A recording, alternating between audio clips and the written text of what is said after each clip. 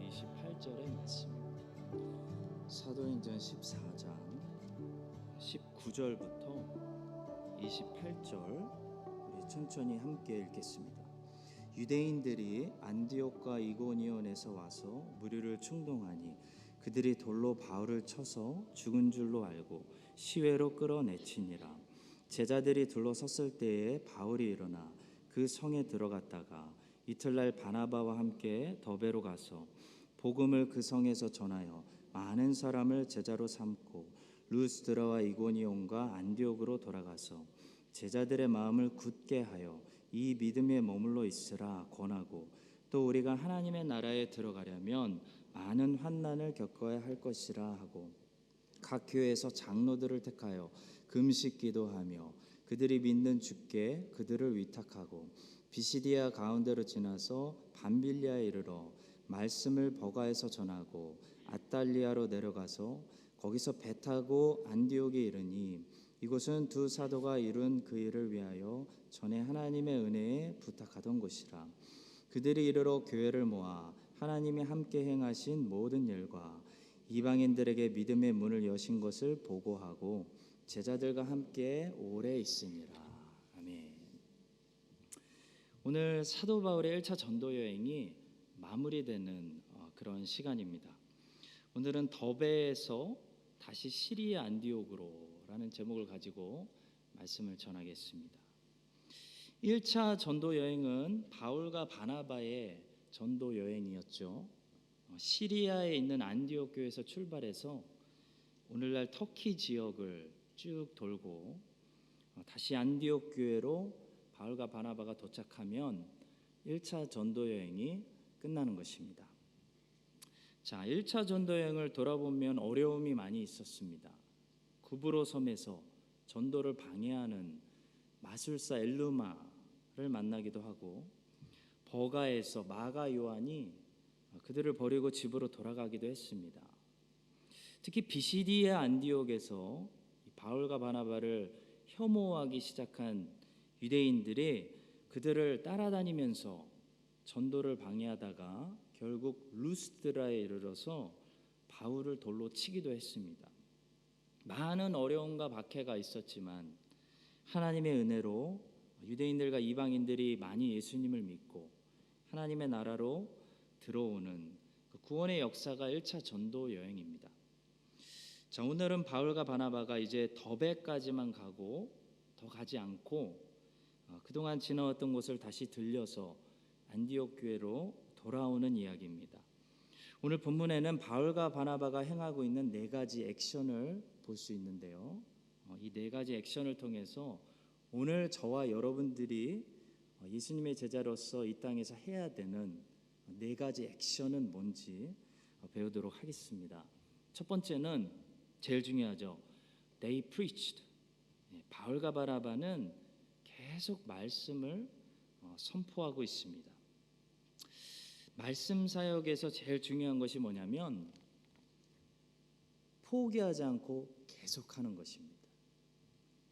말씀 사역은 잘 되면 많이 하고 안 되면 줄이고 그런 것이 아니라 잘 되던 안 되던 포기하지 않고 계속 keep going, keep preaching, 계속 선포해야 되는 것이 중요하다는 거죠.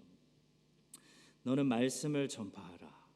때를 얻든지 못 얻든지 항상 힘쓰라. 그러니까 말씀 선포가 때와 상황에 따라 중단되거나 흔들리면 안 된다는 것입니다. 말씀 선포만큼 주님 다시 오실 때까지 멈추거나 중단되거나 흔들리거나 끊어지면 안 된다는 것이죠.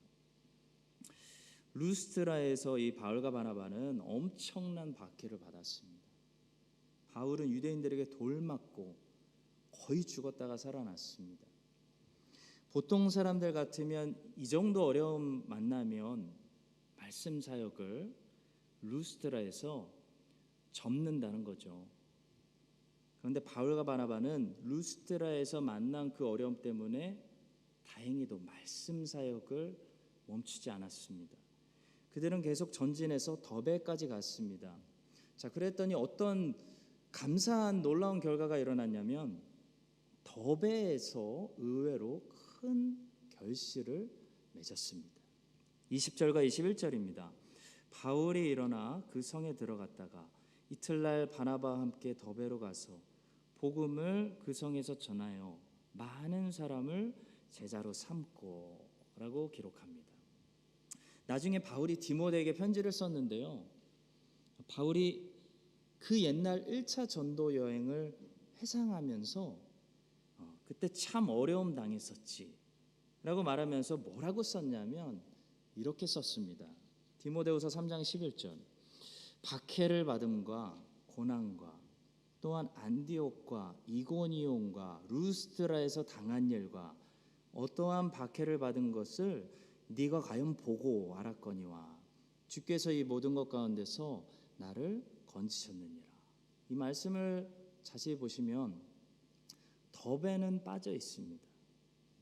다시 말해 바울과 바나바가 1차 전도 여행에서 집중적으로 박해를 받았던 곳은 비시아디아, 안디옥, 이고니온, 루스드라였다는 거죠. 이 세 장소입니다. 비시디아 안디옥에서부터 사실 박해가 점점 커졌습니다. 그 유대인 회당에서 문제가 일어나기 시작했습니다. 이고니온을 지나면서 루스드라에 왔을 때 그 어려움이 이렇게 갈등이 쌓이다가 폭발한 거죠. 자, 그때 만약에 바울과 바나바가 도저히 못하겠다 라고 생각해서 루스드라에서 포기했다면 어떻게 됐을까요? 조금만 더 가면 더베가 기다리고 있지 않습니까? 근데 더베를 알지도 못하고 루스드라에서 단념했다면 그들은 중간에 포기하는 그런 실패하는 전도자들, 아쉬운 전도자들이 되었을 것입니다. 성도 여러분, 근데 얼마나 많은 사람들이 더베까지 가지 못하고 이 중간에 루스드라에서 돌아가거나 포기하는지 모릅니다. 더베까지 가면 거기에서는 큰 어려움 없이 많은 사람들을 제자로 삼을 수 있는데요, 거기까지 가지 못하고 루스드라라는 이 어려움에서 도중 하차하고 많은 사람들이 포기한다는 거죠. 많은 사람들이 거기서 중단하고 돌아갑니다. 성도 여러분, 루스드라에서 포기하지 말아야 됩니다. 루스드라 다음에는 더베입니다. 더베까지 가셔야 됩니다. 그러면 더베에 가면은 내가 그때 포기하지 않고 끝까지 사역하기를 잘했다. 그때 놓지 않기를 잘했다. 내가 큰 산을 넘었구나. 정말 넘을 때는 죽는 줄 알았는데 넘고 보니 항상 어려움만 있는 것은 아니구나. 그걸 깨닫게 된다는 거죠. 그걸 깨닫는 장소가 더베입니다. 바울과 바나바는 더베에서 필요한 만큼 머물면서 아마도 잘 회복되었기 때문에 힘을 내어 다시 용기 있게 루스드라와 이고니온과 안디옥으로 담대하게 돌아갈 수 있었을 것입니다. 그들의 마음이 먼저 더베에서 회복하면서 다시 굳세어졌기 때문에 바울과 바나바는 돌아오면서 제자들의 마음을 굳세게 만들 수 있었습니다. 말씀 사역을 하다 보면 우리 모두는 벽에 부딪힐 때가 있습니다. 크던 작던 말씀 사역은 반드시 벽에 부딪히는 순간이 있습니다. 아니, 벽이 완전히 우리에게 우르르 무너지는 것 같을 때가 있습니다. 열심히 말씀을 전해도 한 사람도 듣지 않거나 변하지 않는 것 같은, 정말 나 혼자 벽에 대고 외치는 것 같은 그런 이고니온과 루스드라를 만날 때가 있다는 것이죠. 자, 그때 우리에게 중요한 것이 뭐냐면 거기서 스톱하지 않는 것입니다. 거기서 포기하고 돌아가지 않는 것입니다. 거기서 주님 의지해서 킵 고잉하는 사람은 루스드라를 뚫고 더베를 만나게 됩니다. 어느 순간 더베라는 장소가 내게 온다는 거죠. 더베는 말씀의 결실이 잘 되는 땅입니다. 더베는 큰 방해나 핍박 없이 사도들이 말씀을 잘 전할 수 있었던 그런 곳입니다. 말씀을 전하는 우리들의 인생에는 절대로 루스트라만 있는 것이 아닙니다. 더베도 있습니다. 골고루 있습니다. 근데 더베를 만나려면 루스트라를 만났을 때 포기하거나 멈추거나 하지 말고 더베까지 가야 됩니다. 가는 사람만이 더베를 만날 수 있습니다. 더베까지 꿋꿋하게 걸어가고 있는 이 바울과 바나바의 모습을 보면서 구약에 마라를 만났던 이스라엘 백성들이 생각납니다. 조금만 거기서 더 참고 전진하면 엘림이 기다리고 있었는데요. 엘림을 보지 못하니까 마라에서 참았던 인내가 다 폭발해 버렸습니다. 그래서 하나님을 원망하고 말았고 모세에게 반항해 버리고 말았습니다. 첫 번째 시험에서 실패하고 넘어진 거죠. 성도 여러분, 우리는 마라에서 엘림을 우리의 눈으로 볼 수 없다는 딜레마를 가지고 있습니다. 마라에서는 아무리 봐도 육신의 눈으로는 엘림이 보이지 않습니다. 우리는 루스트라에서 더베를 볼 수 없습니다. 루스트라에 있을 때는 항상 어떤 마음이 들죠? 여기 루스트라보다 훨씬 더 심한 그런 박해가 나를 또 기다리고 있을 거야. 그래서 지금 더 이상 못하겠어. 그런 생각이 드는 겁니다. 마라에 있을 때는 마라 뒤에 아무 쉼터나 물이 없을 것 같습니다. 자, 그러나 성도 여러분, 하나님은 우리에게 무엇을 약속하고 있냐면요, 우리가 감당할 만한 시험만 주신다. 그리고 하나님은 항상 우리에게 어려움만 주시는 분이 아닙니다. 어려움의 시즌을 잘 인내하고 거기서 레슨을 배우고 거기서 내가 잘 성장하고 그걸 잘 통과하면 하나님은 또 하나님의 자녀들에게 쉼의 열매의 시즌을 준다는 것이죠. 마라 뒤에는 엘림이 언제나 기다리고 있습니다. 루스트라를 잘 견디고 keep going 해서 순종하면요, 더베가 우리를 기다리고 있습니다. 이 사실을 기억하고 지금 마라에 있을 때가 중요하죠. 지금 마라에 있을 때 불평하고 원망하고 그만두고 하는 것이 아니라 어떻게 해야 되겠습니까? 절제하고 다스리고 기도하고 기도 많이 하고 하나님을 신뢰하며 말씀 많이 보고 말씀에서 위로를 받고 인내해야 하는 것입니다. 그러면 하나님께서는 우리는 엘림으로 인도하실 줄로 믿습니다. 지금 루스트라에서 공격당하고 돌맞고 피투성이 되고 망신창이가 되었을 때 거기서 포기하지 말고 바울처럼 다시 일어나서 주님의 말씀에 순종해서 떠듬떠듬이라도 더베까지 가야 됩니다. 그러면 거기에 쉼과 회복이 우리를 기다리고 사역의 열매가 우리를 기다리고 수많은 사람들이 예수를 믿는 말씀의 결실이 우리를 기다리고 있는 줄로 믿습니다. 그래서 어려움 만날 때 루스트라에서 주저앉아 버리고 하나님 원망해 버리고 거기서 포기하는 인생이 아니라 루스트라를 우리가 함께 뚫고 지나가서 더베까지 가는 우리 크라이스트 찬양 장로교회, 이제 더베라는 영적인 장소에 도착하는 우리 교회 될 수 있기를 예수님의 이름으로 간절히 축복합니다. 두 번째로 본문에서 사도들이 하고 있는 것은 they strengthened, 그들은 교회를 굳건하게 했다는 것입니다. 더베에서 제자들을 많이 얻고 좀 회복된 바울과 바나바는 이제 용기를 내서 핍박당했던 루스트라와 이고니온과 비시디의 안독으로 다시 들어갑니다. 다시 돌아가면서 한 일이 있는데요, 바로 그곳에 세웠던 교회들을 굳건하게 했습니다. 22절의 말씀입니다. 제자들의 마음을 굳게 하여 이 믿음에 머물러 있으라 권하고 또 우리가 하나님의 나라에 들어가려면 많은 환난을 겪어야 할 것이라 라고 말했습니다.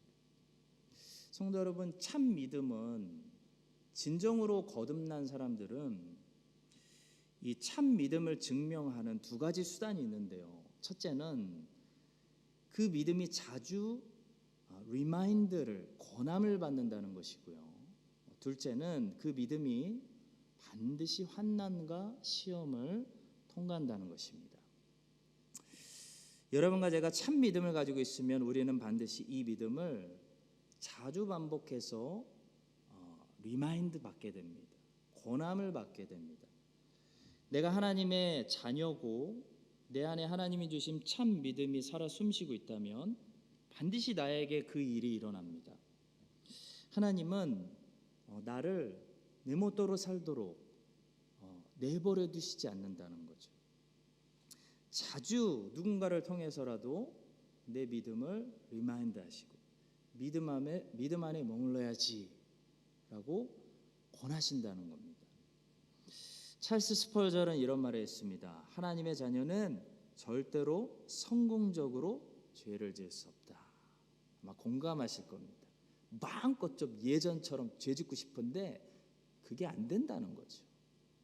무슨 말이죠? 하나님의 자녀는 하나님께서 이제 절대로 내버려 두시지 않고 간섭하신다는 것입니다. 참견하신다는 것입니다.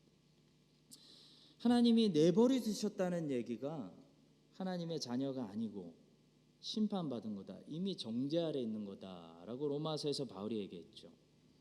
그러므로 하나님께서 그들을 마음의 정욕대로 더러움에 내버려 두사 그들의 몸을 서로 욕되게 하셨으니 하면서 온갖 더러운 죄악들을 바울이 열거합니다.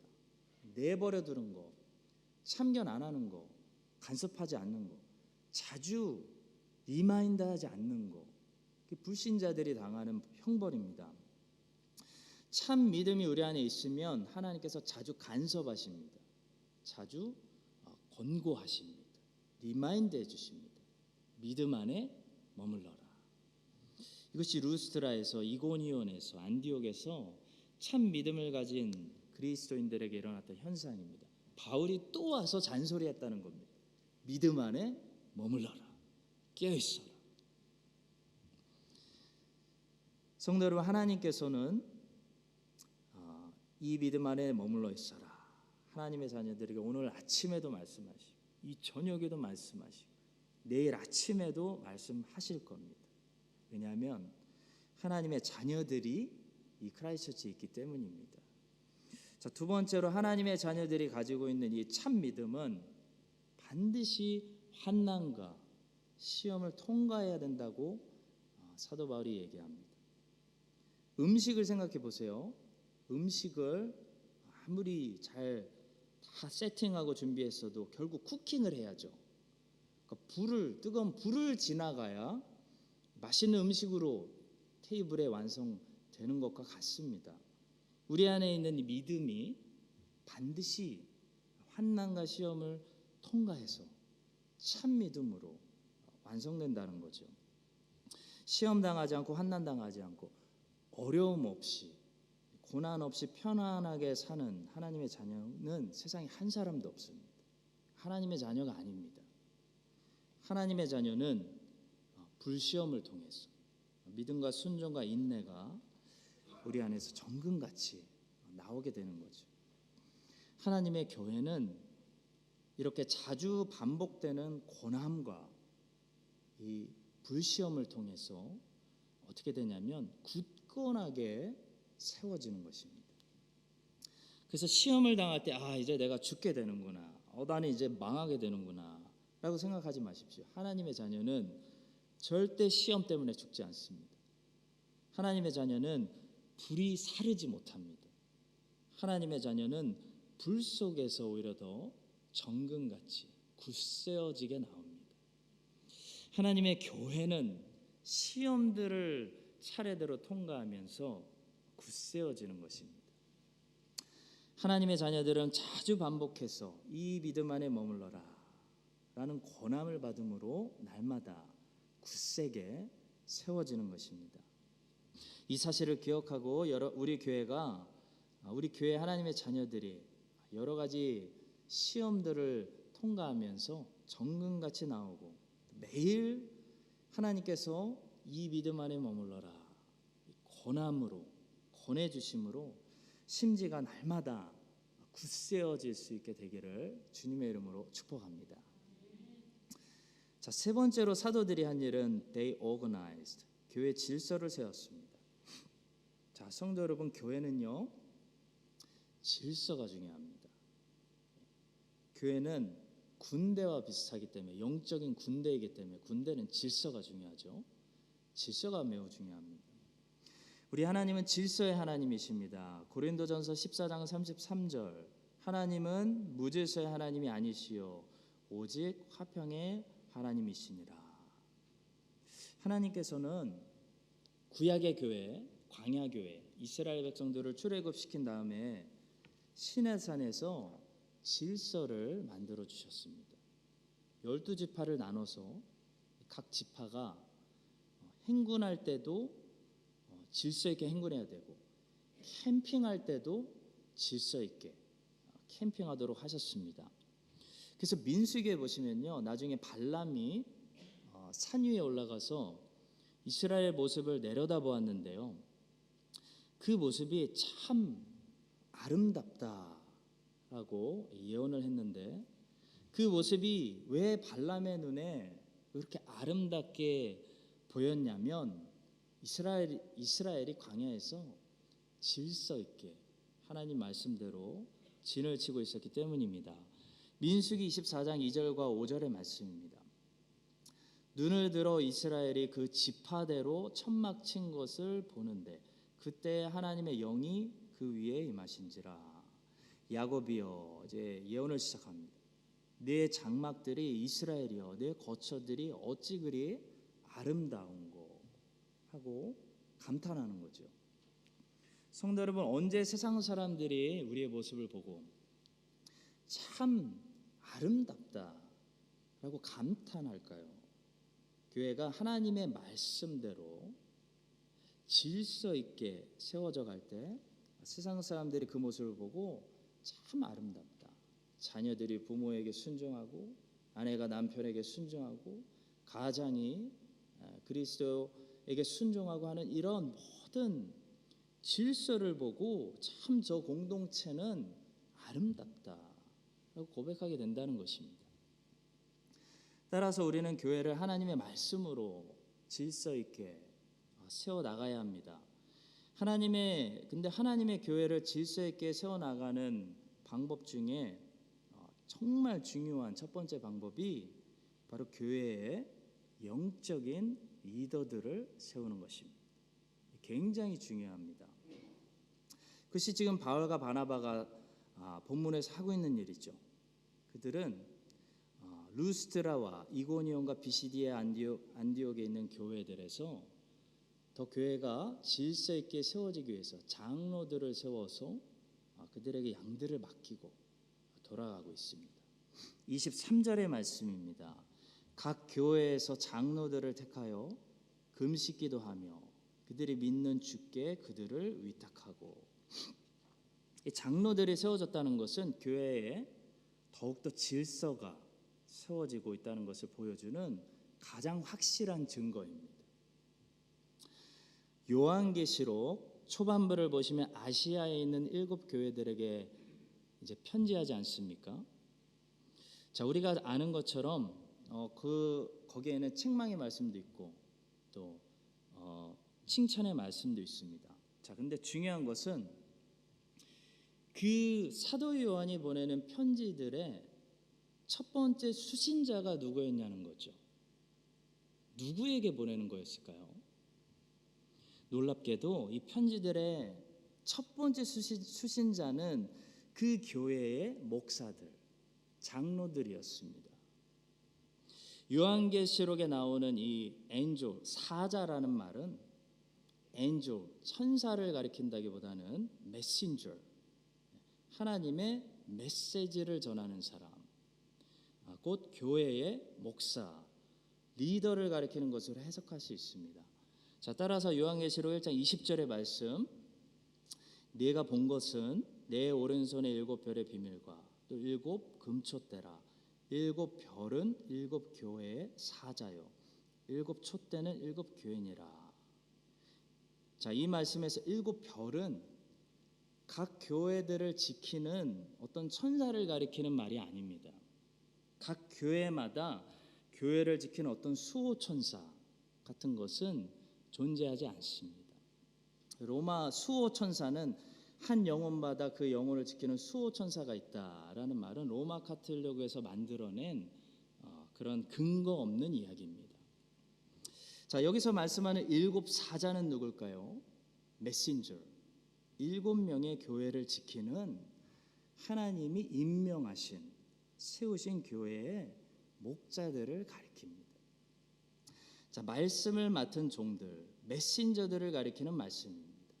자, 따라서 이어지는 요한계시록 2장 1절의 말씀, 에베소 교회의 사자에게 편지하라. 오른손에 있는 7 별을 붙잡고 7 그 금촛대 사이를 거니시는 이가 이르시되라는 말씀은 무슨 말씀이냐면, 예수 그리스도께서 자기의 교회들을 직접 다니시면서 통치하시는데 그 통치하는 방법, 누구를 통해서 통치하시냐면 주님이 세우신 메신저들, 목자들을 통해서 말씀하심으로 통치하신다, 그런 말씀입니다. 자, 그런데 놀라운 사실은 우리가 잘 알고 있는 이 7 교회에 보내는 이 말씀들의 첫 번째 수신자들이 바로 이 교회의 리더십, 주님이 세우신 교회 메신저들, 그들이었다는 사실입니다. 한번 봅시다. 요한계시록 2장 1절, 에베소 교회의 사자에게 편지하라. 8절, 서머나 교회의 사자에게 편지하라. 12절, 버가모 교회의 사자에게 편지하라. 무슨 말씀이죠? 자, 물론 우리는 요한계시록의 이 모든 말씀들을 우리 모든 성도들에게 주시는 말씀으로 적용시킬 수 있습니다. 당연하죠. 자, 그렇지만 첫 번째 수신자들이었던 그 교회들의 목사들에게는 이 말씀이 더 직접적으로 다가오는 그런 말씀들이었다는 거죠. 주님께서는 에베소 교회의 모든 성도들에게도 말씀하셨고, 또 그 말씀을 통해서 오늘날 존재하는 모든 교회들에게 말씀하시지만, 특별히 1차적으로 당시 에베소 교회의 리더십에게 이 말씀을 하신 것입니다. 내가 참고 내 이름을 위하여 견디고 게으르지 아니한 것을 아노라. 그러나 너를 책망할 것이 있나니 너의 처음 사랑을 버렸느니라. 이 말씀의 첫 번째 수신자는 당시 에베소 교회의 메신저에게 주시는 말씀이었다는 거죠. 성도 여러분, 성경이 가르치는 교회론을 공부해 보면 교회는 리더십이 중요합니다. 왜냐하면 하나님의 나라 교회는 디모크라시가 아니기 때문입니다. 교회는 순종을 배우는 그런 곳입니다. 따라서 사도들은 아무나 리더십으로 세우지 않았습니다. 그들은 꽤 긴 시간 동안 그 마을들을 떠나 있다가 다시 돌아가 봤을 때 그들 중에서 리더가 될 만한 정도로 믿음과 인격이 잘 성장해 있는 사람들을 장로들로 세웠습니다. 자, 본문에 나오는 장로라는 단어는 오늘날 목사와 똑같은 의미를 가지고 있는 단어입니다. 성도 여러분, 교회가 안 믿는 자들이 밖에서 봤을 때도 아름다운 탄성이 발람의 고백이 터질 만한 질서 있는 교회로 잘 세워지려면 교회에 영적인 리더십이 잘 세워져야 됩니다. 교회는 목사의, 딱 잘라 얘기해서 목사의 영성이 중요하고, 교역자들의 영성이 중요하고, 장로들의 영성이 중요합니다. 교회의 리더십이 하나님 앞에서 얼마나 인정받는 종들이냐, 그 교회에 그들이 얼마나 주님께 잘 순종하고 있느냐, 따라서 그 교회가 하나님께서 얼마나 흔들어 쓰실 수 있는 교회냐가 얼마나 많은 양들을 맡겨주시느냐가 결정됩니다.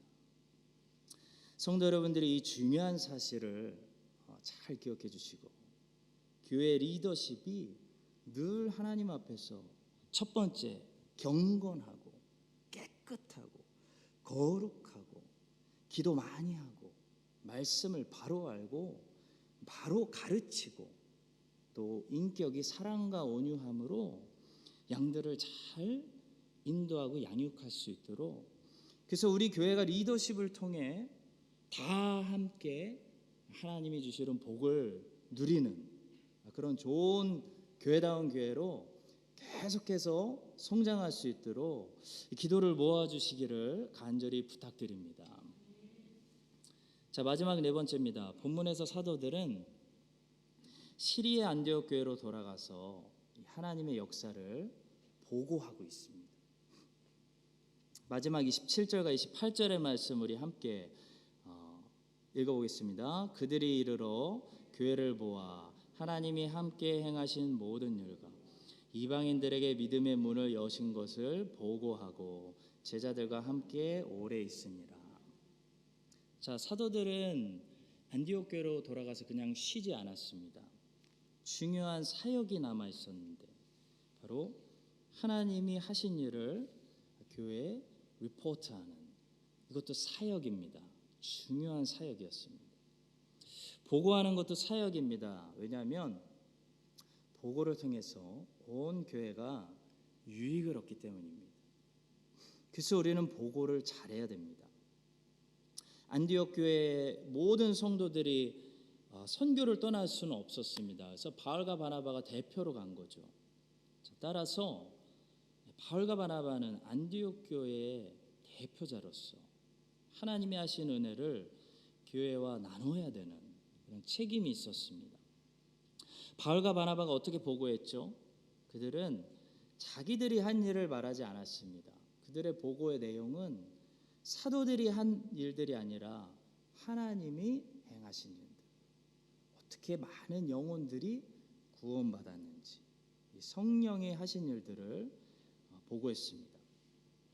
성도 여러분, 우리도 사도들처럼 이 바른 리포트를 통해서 무엇을 할 수 있냐면 교회에 믿음을 굳건하게 세울 수가 있습니다. 바울과 바나바의 보고를 통해서 안디옥 교회 성도들은 엄청난 힘과 은혜를 받고 또 위로를 받고 더 열심히 선교하는 그런 교회가 됐을 것입니다. 자, 그래서 우리가 예배 시간에도 교회 소식을 나누죠. 광고 시간도 예배입니다.